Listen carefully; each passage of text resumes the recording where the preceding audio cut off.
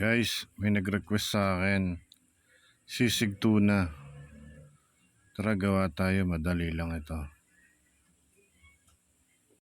Ito yung mga complete ingredients niya. Simple lang.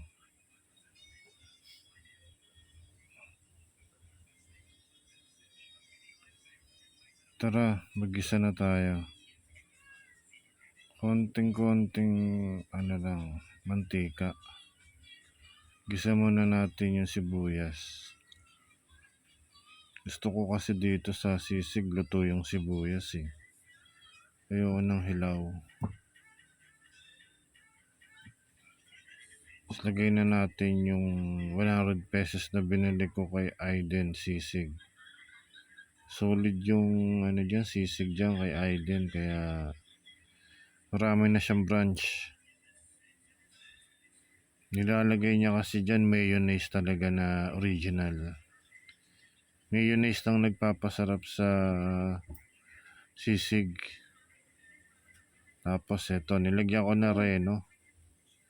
Isang buo para sobrang sarap.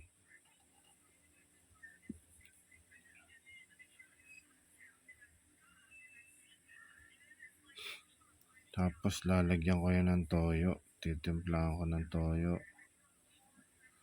Nor seasoning, dadamihan ko ng nor seasoning. Tapos paminta, lalagyan ko rin. Halu-haluin lang natin.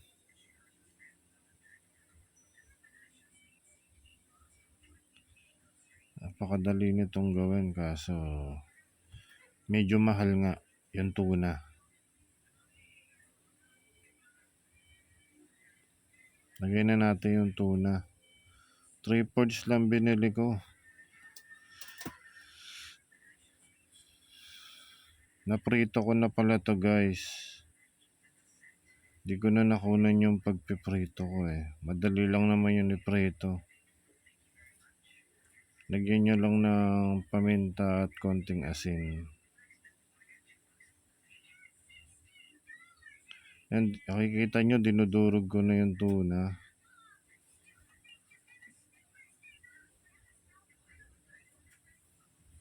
Guys, 450 ang tuna. 450 ang kilo. Kaya sobrang sarap nito kasi mahal.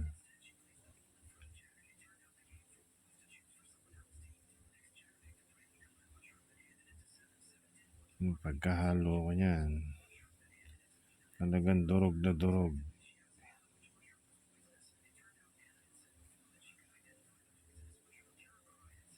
Haluin nyo na ng haluin. Lagay nyo na yung ceiling green. Ayan, ceiling green medyo luto lang. Masarap yan, medyo luto lang eh.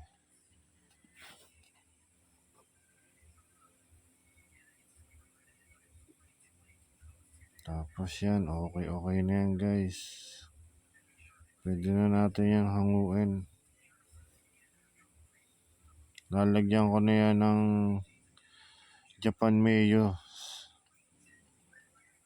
sa ibabaw. Ayun yung nagpapasarap. Pag hindi nyo gamit ang Japan mayo, hindi na masarap ang sisig nyo. Ayun lang, para sa inyo to guys.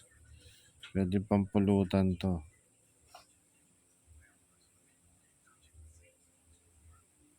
Bye bye.